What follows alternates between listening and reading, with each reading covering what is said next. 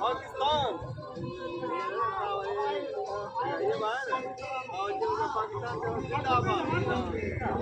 पाकिस्तान पाकिस्तान पाकिस्तान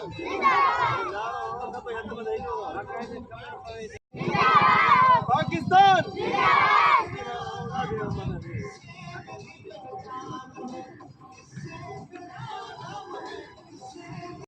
बिल्कुल नहीं लिखा है जो ना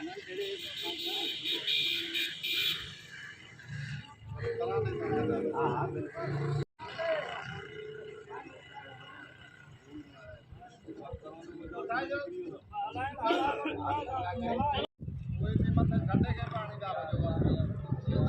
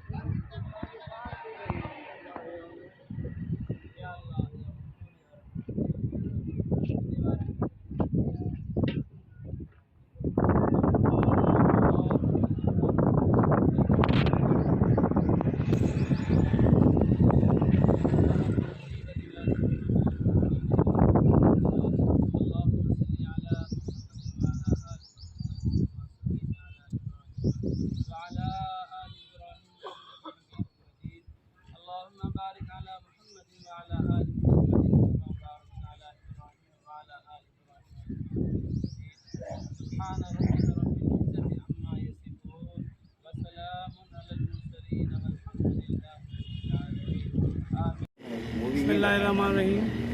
जीअं त नाज़रीन तव्हां ॾिसी रहिया आहियो, हींअर असां सकन शहर में मौजूदु आहियूं, आबदा कॉलोनी में।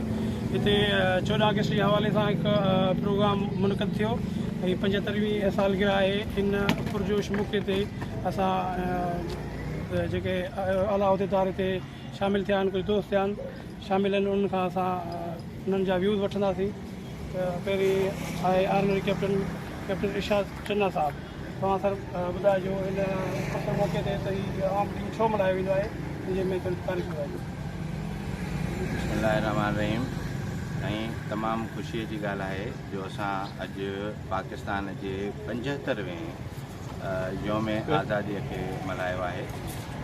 थोरी चेंजिंग असां ॼाणी माणी इन करे कई हुई हिन में जो असां रैलियूं आमतौर ते हिन ॾींहं ते रैलियूं कढियूं वेंदियूं आहिनि ऐं तमामु घणा माण्हू हुन में रमज़ान मिली नगमा हलाईंदा आहियूं, पर इहे सभु असां सिर्फ़ु मुहर्रम अल हराम जे एहतराम में उहे शयूं असां न कयूं आहिनि। पर बीइंग अ पाकिस्तानी असां इहो ज़रूरी सम्झो त कंहिं बि जॻह ते असां फ्लैग हास्टिंग ज़रूरु कयूं।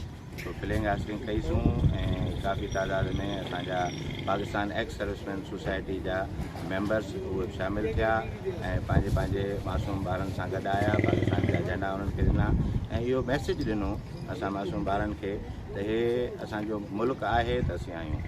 ऐं पाकिस्तान जी अहमियत ॿुधाइण जे लाइ असां पंहिंजे मासूम ॿारनि खे बि शामिलु कयो ऐं सभिनी खे इहो मैसेज ॾियूं था त पंहिंजे वतन सां हद खां वधीक मुहबत रखी वञे ऐं हद खां वधीक इन जे लाइ पंहिंजी जान ॾियण खां बि माण्हू नथो ॿुधाए सघे। महिरबानी। ये तो नाज़रीन तव्हां ॾिठो त इहो आल पाकिस्तान पीस दिल नवाब शाह सदर कैप्टन इरशाद चन्ना साहब। ऐं हाणे मां गुज़ारिश कंदुसि, ॿियो हिकु दोस्त आहे जेको आल पाकिस्तान पीस तहलका सकरन जे सदर सूबेदार शरीफ़ साहब पंहिंजे ख़्याल जो इज़हार करें।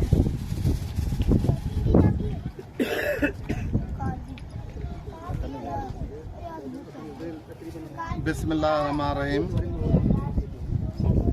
असांजो ही 14 अगस्त 75वीं सालगिरह असां अॼु सादगी सां मल्हाई आहे। सादगी सां इन जे लाइ त ही मुहर्रम महीने जी अॼु 15 तारीख़ आहे। मुहर्रम महीने जे एहतरामनि असां हिन खे सादगी तरीक़े सां मल्हायो आहे। ही पाकिस्तान जे आज़ादी जी हर पाकिस्तान खे तमामु घणी ख़ुशी आहे, छो त